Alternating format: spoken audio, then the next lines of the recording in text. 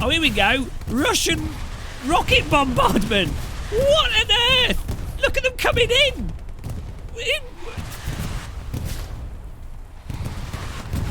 So good. Possibly one of the best World War II FPS games of our time, Hell Let Loose has just received a massive update bringing us to version 10. So in this video I'm going to give you my first impressions of the update and again tell you categorically, unequivocally, buy this game because it's bloody fantastic. Thank you everybody that subscribed and clicked the like button, it's much appreciated. Now the first thing to say is that if you were dying to have a 1940s Stalingrad World War II truck simulator, you now have that. Granted, your cargo will be malnourished, underarmed Russians or Germans, but yeah, you know, you can play the game like that if you want to and not even shoot anyone. So I'm going to assume that I'd imagine most people watching this video have played this before, maybe put it down, or, you know, you're not super hardcore Hell Let Loose fans because, well, you'll have already got it and you'll already been playing it, maybe even in the beta of this version. So yeah, if you're a hardcore fan, maybe this video is not going to be for you. But if you're more of like a casual, maybe someone that bought Hell Let Loose on one of the sales and then put it down and was like, oh, I don't know, it didn't run fast enough, or I just need something else in it to come back to it. Well, that's it. That's I'm making this for you. Personally, handcrafted video for you guys. You filthy casuals and people that put the game down. How dare you? How dare you put such a work of art down? So, for those of you that did put it down, the most relevant aspect of this latest update will of course be the optimization that the game's gone through. Now there's some good news and there's some bad news. So the good news is on the older maps the frame rate definitely seems to have improved, or the stability of the frame rate definitely to me seems to have improved quite sizably. So if you were on playing it before and you were sort of at that cusp of an acceptable frame rate, then now is probably the time to actually jump in it, because this update has been probably the biggest update for actual improvements of performance and raw frame rate stability on the older maps. And I think that's been the case in the past, where a lot of the big frame rate drops seem to be caused by new maps when they first introduce them and some random thing that they then have to fix. But separate to that, they obviously have done a lot of optimization to the objects in the game all over to lower the requirements to actually get the game to run at a good frame rate. So if you were at the cusp of being able to play the game previously but you just weren't getting a good enough frame rate for you to be happy with it, now is probably a great time to jump back in and see if you can get a adequate frame rate for your taste. I would say for me, on a 2080 Ti, I run the game at nearly max settings at 2560 by 1440, and I normally get around about 75-80 FPS. My main issue is more just those frame drops rather than the baseline frame rate. And I will say, unfortunately, on the two new Stalingrad maps, there are quite a few times where the frame rate just massively tanks but then comes right back up again, which is what happened when some of the other maps were first introduced. So I'm really hopeful that's just a case of them needing to find what the issue is on the specific maps, and then we'll all be hunky-dory with all the maps operating at a decent frame rate. It's also worth saying the two new maps are absolutely bonkers. Like, you are in a proper... You're in Stalingrad. The only other game that comes close to this is like Red Orchestra, the mod, or Red Orchestra 2. And this game really did actually bring me back to that, where, you know, you're running through with your team and you're charging through these bombed out Stalingrad cityscapes. But this is like even on another level elevated, and the actual gameplay dynamics and player movement and the weapon mechanics and the netcode and everything in this is way better than Red Orchestra ever was. This is a lot less frustrating, and also this comes across as a lot more sort of purposeful, and the flow comes across as more realistic in this than it ever did in Red Orchestra, just through the design of the game. Even though aspects of Red Orchestra are probably more realistic than this in some ways, the actual flow and play of this, if you were to jump on a server and just play, comes across more realistic to me than Red Orchestra. But I mean, I'm a massive fan of Red Orchestra. Like, me saying that this is better than Red Orchestra is huge praise, and I'm not slagging off Red Orchestra. I love that game. So, I mean, oh my god, so you're playing this, and when you're running through with your team on these maps and your tank's going through and your teammates are going through, and here I'm just playing as a medic, and they've actually changed some of the medic mechanics in terms of when you heal someone, when you go to the healing tool and the animation for that.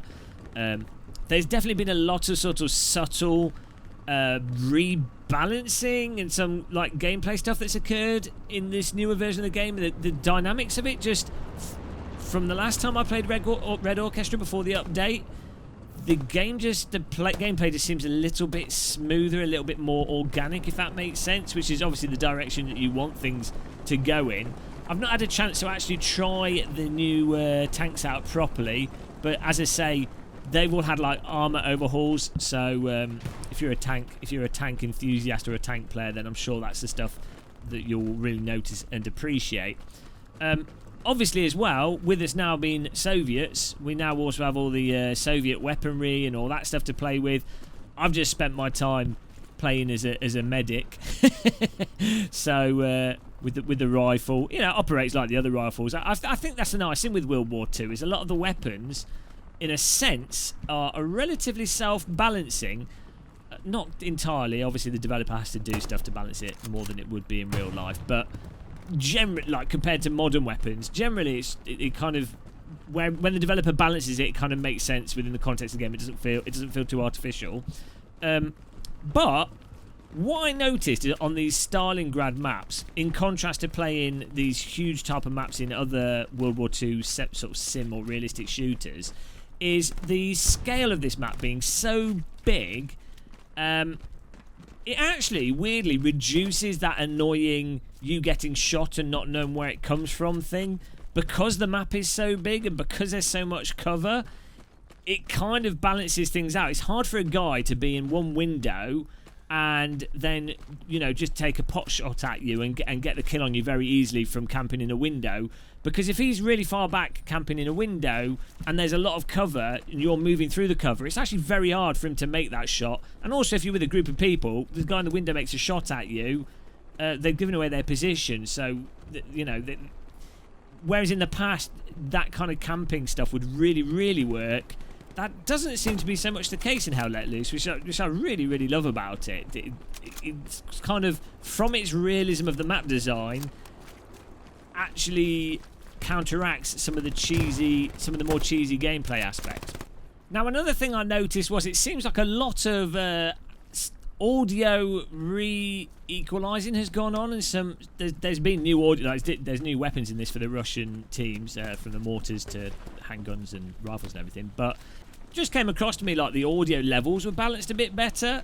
I'm not sure if that was because in this case here I was concentrating really hard, playing as a medic, which in and of itself is so fun in this game. Normally playing as a medic is annoying and is hard in this, but it's not as annoying. Again, there's a lot of cover, so there's very good intricate ways in which you can try and get to a person to revive them, or like you see someone get shot, you normally can kind of work out from the audio where that shot came from and how they died, to then take that target out and then know when it's clear to get to the person to revive them. It's a really fun medic. Playing this as a medic is a very fun game. I normally don't like playing as a medic, so again, well done to Hell Let Loose developers. But yeah, the audio definitely seems in totality improved to me, and just awesome as it was, but even better. Before I forget it, there is also a new temporal AA setting. I should have said this when we were talking about frame rate and graphics. There's a community, it's called Community TAA, Temporal AA. But what it is basically, previously I would use the AA Sharp or whatever it was called, and that would get you a nice sharp image, but made it easier to see who you're shooting at, or little heads moving in the distance and stuff. But it was a little bit over the top, a little bit poppy, and did sort of reduce immersion. Whereas this Community AA is really nice. You get a nice anti-aliasing, so not so many jaggies, but you also get really nice crispness. It almost looks as good as your old sort of MSAA, your classic anti-aliasing. So, which, you know, if you're on the cusp of frame rate, you might be able to use the new Community AA and then turn down other settings, or use that AA with on the lower fidelity of that setting, and again that'll get you a big frame rate boost. So Community TAA, that's fantastic as well. Should have said that earlier. Sorry, this video's already a complete mess. Look at that lighting. The smoke effects. Oh, there's the they did update the mortars and stuff previously with those mortar explosions. That seems to have improved again furthermore. There seems to be a little bit more debris and stuff in the mortar explosions, or the specific explosions that you get from the Russian rockets. I don't know what they're called. They're like mortar rockets. That's like a new explosion and everything. Absolutely fantastic and terrifying. There's some footage of that later, so hold on to your pants for that.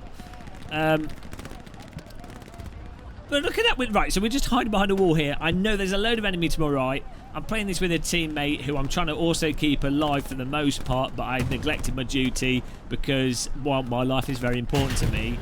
But you get these emergent points in Hell Let Loose, which I love, where it's like a Saving Private Ryan film. Every single time you play it, you're like, oh, the enemy's all there, they're making a push, you want to hold this position, I'm trying to keep my guys alive as well, but I've also got to be careful because I know the enemy's over the top there, so I had to get into the trench to revive these guys that conveniently fell in the trench. Good falling. Unfortunately, he died before I could get to him. He bled out. I mean, why do you bleed out so quickly, you idiot? All these little things come together with Hell Let Loose that you just don't get in other games that are so fun and require you to always be thinking to avoid getting killed. And again, like, I think a lot of people that are new, when you're new to this game, or when you play this sort of thing, if you just charge in willy-nilly, you're not really sure what's going on, you will just die seemingly randomly. But the more you play it, and the more you actually play this using cover properly and using awareness, taking account of the audio, where people are dying and everything, the more you understand it, the easier it is to actually not die randomly and actually have. In this case, we've been alive for ages already. This has been like 10, 12 minutes, and we're still alive. Not contributed too much to the war effort. I've saved a few lives. I'm a good medic. But, you know, we're not just constantly dying, which I think I see that as a complaint a lot of Hell Let Loose. And sure, even when you're good at it, there are times where you do die quite often, and there can be frustrating moments still, but once you've got a grasp of it, you can really, really minimise that. And the frustration moments are normally when it's like the end game or you're doing a really aggressive push, which again is still kind of in your hands that you're playing the game like that, or you've just gone off on your own rather than working with a group of guys that have formed a sort of front. And if you're working with guys properly, where you've formed a degree of a front, or you're working as an actual squad, well, you've got a medic with you, so when you die annoyingly, they can revive you, again reducing the annoyance of that. So I think a lot of that complaining about random dying, there you go, look at that, he got shot in the bum, but I'm here to save the day. Look how good I am as a medic, guys, and I've mended him. I am the best doctor ever. Didn't even touch him. Pure Jedi mend. We're getting shot in the bum. He doesn't care. He's like, oh, I'll just ignore that bullet. I'll turn my back to it and put toilet paper on my hand. I'm fine. But yeah, you know, you can massively reduce the annoyance of this game by actually playing the game properly, which is often not the case with other titles. Look at this guy dangling off, and he's dropped down into cover. Skill die, and again a skill revival. Fantastic. Now, I didn't want to edit this footage too much because I'm trying to just give you an honest view of what it actually looks like when you play it. This was literally the first footage I recorded whilst playing the new maps. Nothing special, no editing. This wasn't like a one-off gameplay moment. This was what the game's like to play. And what happened next was absolutely phenomenal. So the enemy are all like, or a large proportion of the enemy team are all camped up in this big factory building, and we're on like the sort of final push through the map. That this is might be the last objective or second to last objective. So I'm trying to push up as aggressively as possible because, well, I've just gone full hell for leather here. I was like, right, I'm going to throw some smoke out. So I know there's some enemies in the tall brick building that you could just see on the screen there. It's to the left-hand side there. So I was trying to give myself a bit of cover. I wanted to move to the right and get behind some better cover so I could then take out the enemies that are in the windows. And it's amazing. Just so we got the smoke out, and the smoke in this works fantastically, so you actually do get good cover from it. That allowed me to get closer without the machine gunner seeing us, and then fortunately, praise the sheet of metal. Russians build their corrugated steel well. The sheet of metal combined with my smoke, as the machine gunner, as you can see, is firing at us. He's seen us, Saw us getting there, but the metal's giving us protection and saved the day. The monolith from 2001 Space Odyssey. But we've got this little spot here, and this is awesome, so we can see them. I can see them mulling around in the building. Bop! We got the machine gunner. He forgot that I was there. There's another one to the left, but unfortunately he's not sticking his head out, so I don't think that got him. But now we were lined up, and because I was looking at the windows here, I could, as soon as they became visible to me at my angle, I could just take them out. And for some reason, I guess because I was saying earlier with the way there's so much cover, and there's so much that those guys at the windows could possibly be shooting at, it's not like in other games where they'd be like, oh, I'm in the building, I've shot you. I can lie down here and actually lay down good cover for my teammates, all whilst having a cup of tea almost. But this sort of moment just emerges as you're playing, emergent gameplay, and it's like it's scripted. Like if this was in a modern Call of Duty as a scripted thing, you'd be like, oh yeah, that's to be expected. Look at this, there's a guy running around on the roof. He's thinking, oh shit, they're surrounding us. I better not stand still on the roof, otherwise Game of Muscle will bop me head off. Unfortunately, he didn't stand still. He was obviously a pro soldier. Never stand still in a war zone. That's what I've learnt from this. Always keep moving. Oh, here we go. Russian rocket bombardment. What on earth? Look at them coming in.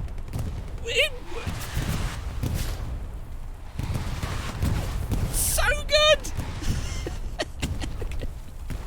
You just sat there and I'm thinking, I know from history books that the way those rockets would work is that the furthest one would hit, and then they progressively hit shorter and shorter and shorter. And that's typically how they would line them up. So I was kind of thinking, oh dear, my team's going to hit me. But fortunately, we were far enough back. Also, those rockets are woefully inaccurate. So, you know, you could fire them at a building, but it's probably going to land anywhere, give or take 300 or 400 metres. So, you know, it's not exactly comforting when those rockets are even from your own team. But that did the trick. Look at that. We got right in there, but we still had to actually get into the compound. It was like Bin Laden's compound at the end of the day. But just that little sequence there, the machine gunner taking him out the window, managing to push up, the rockets coming in, all just occurred. Just happened. Someone called in an airstrike. The other team decided it was a good place to have a holiday session, and it wasn't. That is what this game is all about. I mean, it's just even if you're not good at it, it feels like you're in a bloody Hollywood film. So, yes, you know, I mean, I'm not really sure what more I can say about the update that would really blow your nipples off. There has been quite a few sort of updates and tweaks to the actual gameplay meta in terms of how the points are given out, how the resources are done, which is something you don't have to be aware of as a player, but as a group leader, squad leader, or as a commander, you have to be aware of it. But as a basic player, you don't really need to know these things. If you're just looking to start out, you don't want to be overwhelmed. You don't need to concern yourself with it. But ultimately, it's going to be really interesting to see how the meta changes to the game, improve the gameplay, improve the flow. From my time so far on Update 10, it's been absolutely fantastic, and you owe it to yourself to get it. And you know, if you had it but you were waiting for another excuse to jump back in and play it, now is the time. There you go. And that's a bullet in my face and a perfect time to end this video. Go and get it. Go and get it. Go and get it. Thank you for watching this. Happy tea drinking. Click that subscribe button. Click the like button. And I will see you in the next one. Goodbye, everyone.